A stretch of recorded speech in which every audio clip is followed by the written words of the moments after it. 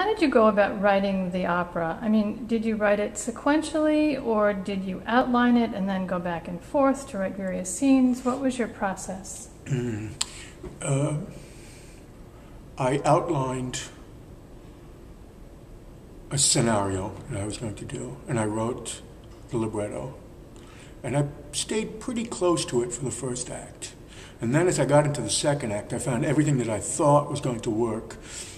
A lot of it wasn't working, and I had to change things, and I had to add little bits of scene and extend things, and add an ensemble, and add an interlude. So I started with a firm plan, but as I composed, I had to change it around. And then I wound up adding a whole second scene to the second act, and then I wound up adding a little aria for young Alice that I didn't anticipate.